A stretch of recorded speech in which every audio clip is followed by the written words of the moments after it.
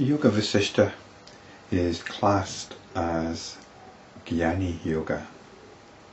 Jnani is sometimes translated as intellect. This is in contrast to the yoga of the body and the yoga of devotion. So the idea is it appeals to those with an intellectual disposition, but there's nothing intellectual about it. Jnani doesn't really mean intellect, it means wisdom. And wisdom is direct apprehension. In a way, wisdom is the opposite of intellect, because wisdom is extremely simple. It's just describing what is. It's not hypothesizing. It's not conceptualizing. It's not making philosophical arguments. Wisdom is like the young boy in the fairy tale of the emperor's new clothes.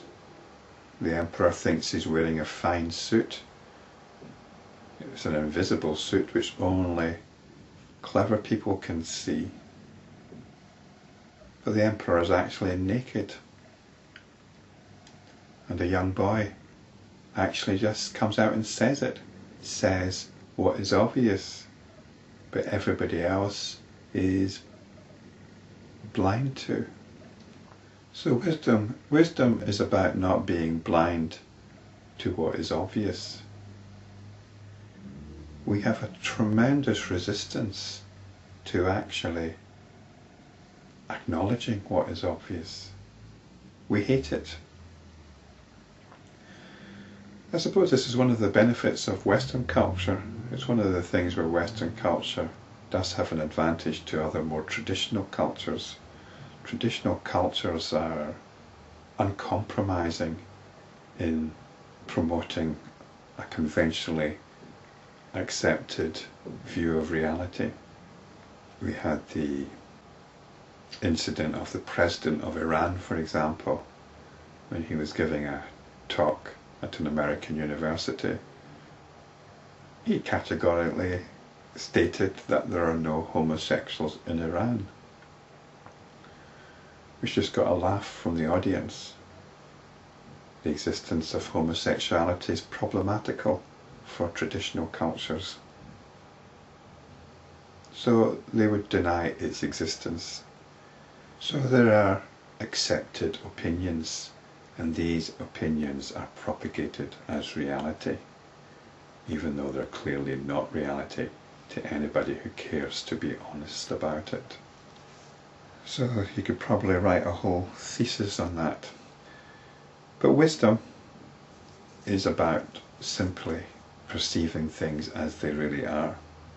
O Ram, one should strive to be a jnani, man of wisdom or direct experience, and not a Jnanabandhu, a pseudo-jnani. Who is a pseudo-jnani? He who studies the scripture for pleasure or profit, like a sculptor studying art, and who does not live up to the teaching is a pseudo-jnani. His scriptural knowledge is not reflected in his daily life.